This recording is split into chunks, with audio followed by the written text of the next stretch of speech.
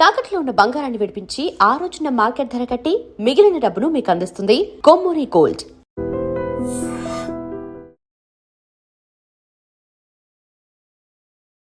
Welcome to I dream. నా పేరు Lumbini. Investment చేయాల్సి వస్తే క్లారిటీతోనే చేయాలి, లేదంటే అస్సలు చేయొద్దు. సో క్లారిటీ రావాలి అంటే we need experts opinion and decision. So ఈ రోజు మనతో పాటు ఉన్నారు మ్యూచువల్ ఫండ్ ఎక్స్పర్ట్ అన్నమాట, మెరుపుల మధు గారు. Let's talk to him. Hello sir, నమస్తే. హలో అండి. So talking about first of all mutual funds గురించి మాట్లాడితే we have lot of categories కదా. సో దాంట్లో మనకు డెట్ ఫండ్స్ ఉన్నాయి, అలాగే హైబ్రిడ్ మోడల్స్ కూడా ఇలా ఉన్నాయి కదా. సో దాంట్లో మనము ఒక బిగినర్ స్టార్ట్ చేయాలి అంటే ఏ category of mutual fund select చేసుకోవాలి? సో జనరల్గా మనం మ్యూచువల్ ఫండ్ కానీ స్టాకే కానీ protecting money is important then return. Okay, first money అనేది ప్రొటెక్ట్ చేసుకోవాలి, దాని తర్వాత రిటర్న్ గురించి ఆలోచించాలి. అంటే ప్రతి మనిషికి వాళ్ళ లైఫ్ స్టైల్ని బట్టి మనీ యొక్క ఒపీనియన్ కానీ మనీకి సంబంధించిన నీడ్ కానీ డిఫరెంట్గా ఉంటుంది. ఎవరైతే ఇప్పుడు కొంచెం రిచ్ ఫ్యామిలీలో పుట్టారో వాళ్ళకు మనీ కొంచెం పోయినా పెద్ద ఇబ్బంది అనేది అనిపించదు. కానీ middle and upper middle, lower middle క్లాస్లో ఉన్న వాళ్ళందరికీ మీరు తీసుకునే రిటర్న్ కంటే పోగొట్టే మనీ అనేది ఎక్కువ పెయిన్ఫుల్ అయిపోతుంది ఒక్కొక్కసారి. సో అందుకని ఎప్పుడైతే మీరు మ్యూచువల్ ఫండ్ సైడ్ వస్తున్నారో, స్టాక్ మార్కెట్ సైడ్ వస్తున్నారో, why we need to invest in equity. We need to invest in equity for overcoming inflation. Inflation beat చేయాలి మనం. ఖర్చులు మన కంట్రోల్లో ఉండవు. మనం సంపాదించింది ఫ్యూచర్ గోల్స్కి సరిపోదు ఒక్కొక్కసారి. ఎందుకంటే ఒకప్పుడు సినారియోలో 100 రూపాయలు సంపాదిస్తే 80 రూపాయలు సేవ్ చేసేవాళ్ళు, 20 రూపాయలు ఇన్వెస్ట్మెంట్, 20 రూపాయల్లో స్పెండింగ్ జరిగేది. కానీ ప్రజెంట్ లైఫ్ స్టైల్లో మీరు చూడండి, లైఫ్ స్టైల్ ఇన్ఫ్లేషన్ అనేది విపరీతంగా పెరిగిపోయింది. రెగ్యులర్ అంటే ఫుడ్ అండ్ బెడ్ ఎక్స్పెండిచరే 50% అయిపోతుంది మన ఇన్కంలో. అండ్ లైఫ్ స్టైల్ ఇన్ఫ్లేషన్ అనేది పెరగడం వల్ల 80-90% అనేది రెగ్యులర్ ఖర్చులకే పోతుంది. అందులో ఉన్న 10-20% సేవ్ చేస్తే ఫ్యూచర్లో ఉన్న ఎడ్యుకేషన్ కానీ, పిల్లలకి మ్యారేజ్ కానీ, మన యొక్క ఏదైనా అసెట్ బిల్డ్ చేయాలనుకున్నా, ఏదైనా బిజినెస్ ఎస్టాబ్లిష్ చేయాలనుకున్నా కూడా మనకి మనీ అనేది సరిపోదు. అందుకని మనం సేఫ్టీ ఇన్వెస్ట్మెంట్స్ నుంచి కొంచెం రిస్క్ తీసుకోవడానికి స్టాక్ మార్కెట్ సైడ్ వస్తున్నాం. సేఫ్టీ ఇన్వెస్ట్మెంట్స్లో మనం ఇంతకుముందు ఏంటి, బ్యాంకింగ్ సైడ్ ఎఫ్డి చూసేవాళ్ళం, అలాగే కొన్ని రకాల రికరింగ్ డిపాజిట్ చూసేవాళ్ళం, వేర్ వీ గెట్ 6-7% రిటర్న్. మన మనీ అనేది హైలీ ప్రొటెక్టెడ్. అక్కడ ఎలాంటి మోసాలు జరగడం కానీ, డౌన్ అవ్వడం కానీ ఉండదు.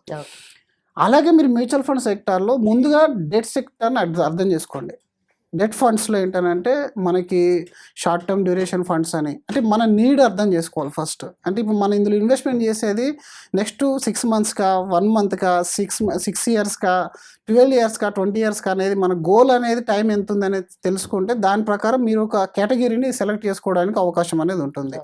మన గోల్ కనుక ఇప్పుడు ఫర్ ఎగ్జాంపుల్ నేను చెప్తాను, నెక్స్ట్ ఒక 2 ఇయర్స్లో నేను ఒక మంచి కార్ అప్గ్రేడ్ చేసుకోవాలి. Present I'm using from 5 lakhs rupees car, I want to go to 10 lakh rupees car. ఇలా 2-3 ఇయర్స్ టైం ఫ్రేమ్ పెట్టుకున్నాను నేను. అలాంటప్పుడు మీరు తీసుకెళ్ళి దీన్ని స్మాల్ క్యాప్, మిడ్ క్యాప్ వేస్తే ఏమవుతుంది, ఆ టైంలో మీరు ఆఫ్టర్ 2 ఇయర్స్ చూసుకుంటే మార్కెట్ క్రాష్ అయింది అనుకోండి, కోవిడ్ లాగా, మీ మనీ, మీరు పెట్టిన మనీ కూడా 10-20% డౌన్లో కనబడుతుంది. అలాంటప్పుడు మీకు ఈక్విటీ మీద ఒపీనియన్ అనేది చేంజ్ అయిపోతుంది. అలాంటి టైంలో మీరు ఏం చేయాలి, యాక్చువల్గా బిలో 1 year ఉంటే డెట్ సెక్షన్లో చాలా ఫండ్స్ ఉంటాయి. మీరు ఈవెన్ 1 day కోసం కూడా మ్యూచువల్ ఫండ్లో సేవ్ చేయొచ్చు, 100 years కోసం కూడా మ్యూచువల్ ఫండ్లో సేవ్ చేయొచ్చు. ద ప్రాబ్లమ్ ఈజ్ మనం ఐడెంటిఫై చేసుకోకపోవడం మన నీడ్ని అనేది పెద్ద ప్రాబ్లం. రెండోది సరైన ఇన్వెస్ట్మెంట్ అసెట్ క్లాస్ని చూసుకోకపోవడం. మ్యూచువల్ ఫండ్ అనేది ఒక వెహికల్ లాంటిది. డిఫరెంట్ మన యొక్క గమ్యాలు ఎక్కడైతే ఉంటాయో అక్కడక్కడ మనం దిగాల్సిన అవసరం అనేది ఉంటుంది. ఇది ఒక ఇన్వెస్ట్మెంట్ అసెట్ క్లాస్ కాదు. ఇప్పుడు దీన్ని చాలా మంది versus real estate, versus FD, versus post office deposit mutual fund అంటారు. అలా కాదు.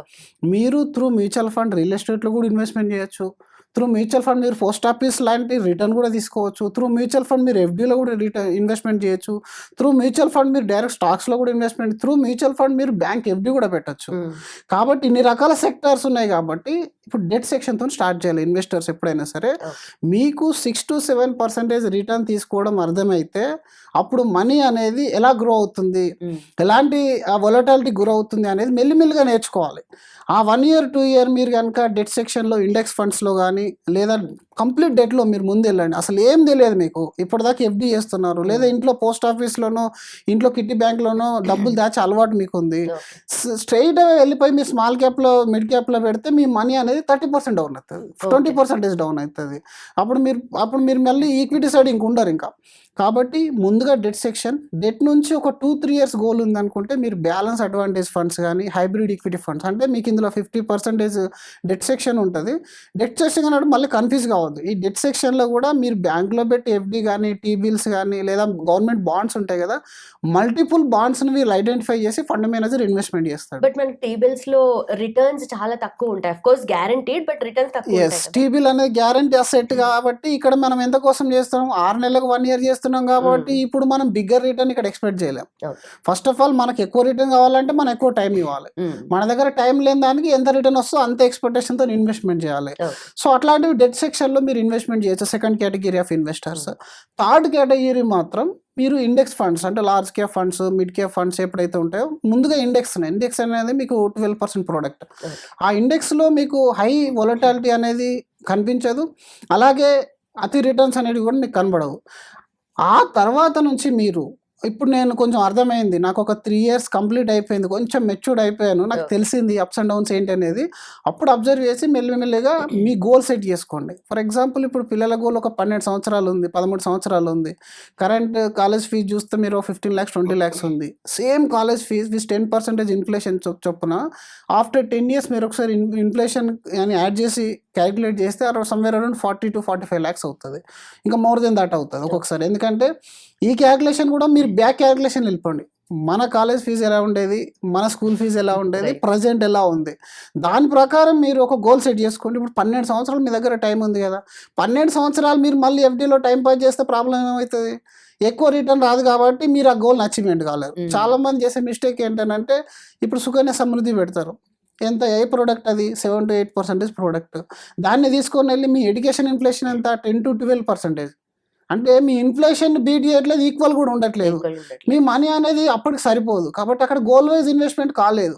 దానికోసం మీరు కొంచెం ఎక్కువ రిస్క్ తీసుకోవాలి, ఎందుకంటే మీ దగ్గర టైం ఉంది.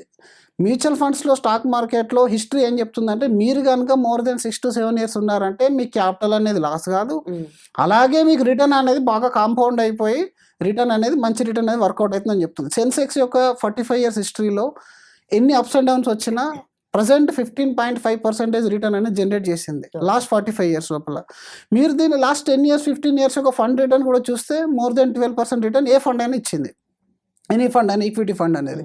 కానీ అది ఇనిషియల్ 1 2 years 3 years లోపల చాలా వోలటైల్ ఉంటుంది. మీ ఫండ్ ఒక 1 yearలో 200% రిటర్న్ ఇచ్చిందని చెప్పేసి ప్రాఫిట్ బుక్ చేయొద్దు, అలాగే -30% రిటర్న్ ఇచ్చిందని చెప్పేసి భయపడి బ్యాక్ వెళ్ళొద్దు. You have to control your emotion in both of the situations. నీ ఫండ్ పెరిగింది కానీ గోల్ అచీవ్మెంట్ అయిందా? మనం 10,000 ఎస్ఐపి చేస్తే ₹1,00,000 1,20,000 కదా మనం పెట్టిన సంవత్సరంలో. అది ఒకవేళ 70% రిటర్న్ ఇవ్వండి, 80% రిటర్న్ ఇవ్వండి, మహా అయితే ఎంత అవుతుందో 2 lakhs అవుతుంది, అంతే కదా, 1.7 lakhs అవుతుంది. ఆ 1.7తో చిల్డ్రన్ ఎడ్యుకేషన్ కంప్లీట్ అవుతుందా? అవ్వదు. ఎగ్జిట్ అవుతే ఏమవుతుంది, మన గోల్ అనేది మిస్ అయిపోతుంది. లాంగ్ టర్మ్లో ఇది 12% రిటర్న్ ఇస్తుంది అని మీరు ఎప్పుడైతే అనుకుంటారో డెఫినెట్గా లాంగ్ టర్మ్లో ఇస్తుంది.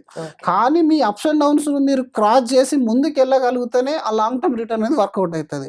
ఇందులో మీరు ఏ ఫండ్ అయినా హిస్టరీ తీసుకోండి, ఇనిషియల్ ఇయర్స్లో 1 year 2 year లోపల మీ క్యాపిటల్ నెగిటివ్లోకి వెళ్ళిపోతుంది. కానీ ఎస్ఐపిలో ఉన్న బ్యూటిఫుల్ థింగ్ ఏంటంటే, మీరు ఎంత నెగిటివ్ మార్కెట్లో ఉంటారో అంతగా మీకు యూనిట్స్ అనేది అక్యుములేట్ అయిపోతాయి. ఆ యూనిట్స్ అక్యుములేట్ అవ్వడం వల్ల యూనిట్ కాస్ట్ అనేది మనకు యావరేజింగ్ అయిపోయి మనకు రిటర్న్ అనేది మంచి వర్కౌట్ అయిపోతుంది. జనరల్గా మేము అందరికి అడుగుతాం, రానున్న 5 సంవత్సరాలు మీకు ఇన్వెస్ట్మెంట్ చేయాలి. ఫర్ ఎగ్జాంపుల్ మీరు గోల్డ్ ఒక ఆర్నమెంట్ లాగా తీసుకోండి. రానున్న 5 సంవత్సరాల్లో మనం గోల్డ్ కొనాలి అనుకుంటున్నాం, నెల కొంచెం కొందాం, మన దగ్గర ఒకేసారి డబ్బు లేదు. ఇప్పుడు ఈ 5 సంవత్సరాలు కొనాలి. గోల్డ్ అనే ఫ్యూచర్లో రేట్ పెరుగుతుందని అందరికీ తెలుసు కదా. మరి ఈ 5 సంవత్సరాలు గోల్డ్ రేట్ పెరిగితే మనకు లాభం వస్తుందా, లేదా తగ్గుతూ ఉంటే లాభం వస్తుందా? మనం పెట్టాలంటే అది తగ్గాలి, ఎందుకంటే మనకి ఎక్కువ యూనిట్స్ వస్తాయి కదా.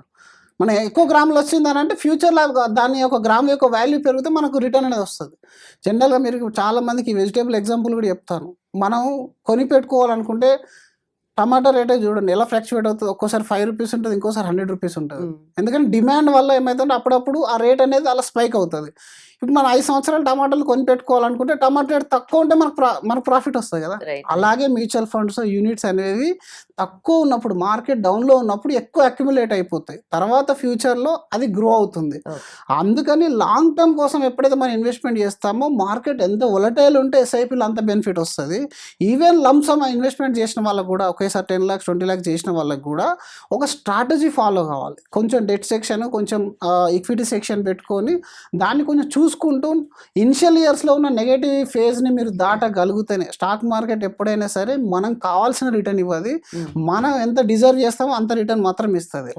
Stock market will give you the reason what you deserve అనేది ఒక కోట్ ఉంటుంది. ఎందుకనంటే అక్కడ మనం ఆ ఫేజెస్ దాటాలి. ఎందుకంటే మనం ఇన్ఫ్లేషన్ బీట్ చేయాలి. ఇన్ఫ్లేషన్ బీట్ చేయను, నాకు ఇది ఎంత వద్దు అనుకుంటే మీరు డెట్ సెక్షన్లోకి వెళ్ళిపోవచ్చు. డెట్ సెక్షన్లో 7%, 8% మ్యాక్సిమం వస్తుంది. కానీ 7-8లో మీ గోల్ ఫుల్ఫిల్ కాదు లాంగ్ టర్మ్లో. అండ్ అన్నిటికంటే బ్యూటిఫుల్ థింగ్ ఏంటంటే మీరు దీనిలో 3 to 4 years వెళ్ళే కొద్దీ ఎడ్యుకేట్ కానీ ప్రాపర్ అయ్యారా, అది మీ పిల్లలకి ఇంకా అదృష్టం అని చెప్పాలి. ఎందుకంటే చాలామంది ఎడ్యుకేట్ కాకపోవడం వల్ల, వాళ్ళు ఈక్విటీకి రాకపోవడం వల్ల, వాళ్ళ యొక్క పెట్టిన ఇన్వెస్ట్మెంట్ అనేది వాళ్ళ గోల్కి ఈక్వల్గా ఉండకపోవడం వల్ల ఫ్యూచర్లో లోన్స్కి వెళ్ళాల్సి వస్తుంది. వన్స్ మీరు ఏ గోల్కైనా లోన్ తీసుకున్నారనుకోండి, అప్పుడు మీ లైఫ్ మళ్ళీ 5 years బ్యాక్ వెళ్ళిపోయినట్టే. ఎందుకంటే ఇక్కడ కాంపౌండ్ ఇంట్రెస్ట్ అనేది ఇన్వెస్ట్మెంట్ చేసే వాళ్ళకి ఎక్స్ట్రా రిటర్న్ ఇస్తే, లోన్ తీసుకున్న వాళ్ళకి అది ఎక్స్ట్రా ఇంపాక్ట్ ఇస్తుంది, అంటే నెగటివ్ ఇంపాక్ట్ ఇస్తుంది. అక్కడ 15%లో మీరు ఎడ్యుకేషన్ లోన్కి వెళ్తే అది నెగిటివ్ ఇంపాక్ట్ కదా, నెగిటివ్ కాంపౌండ్ అవుతుంది మీకు.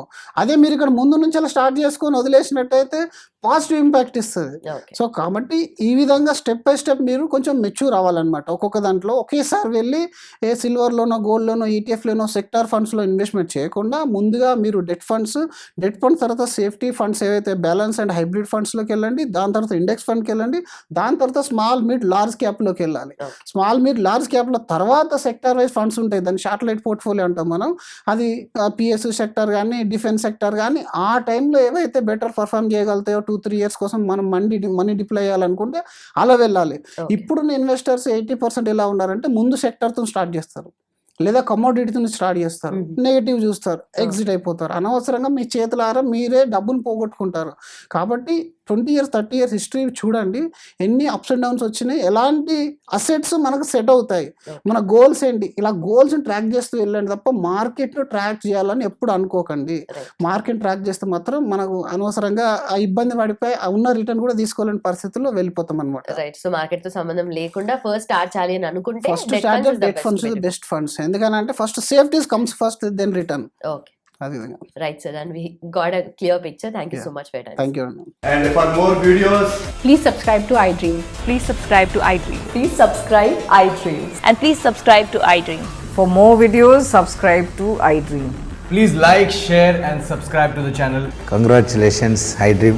Subscribe to iDream. Subscribe to iDream. So subscribe to iDream Media. iDream ki iDream team andarki huge congratulations. Please subscribe iDream Media. Please subscribe to iDream. Subscribe iDream. Please subscribe to iDream. iDream అంటే నా కళల channel subscribe చేసుకున్న నోరు తిరుగుతలేదు, మీరైతే గంట గుర్తు కొట్టండి. For more such videos, please subscribe to iDream. Subscribe to iDream. Please subscribe to iDream. Please subscribe iDream Media. Please do subscribe to iDream. Please subscribe to iDream Media. For best entertainment and information, please subscribe iDream. And don't forget to subscribe to iDream.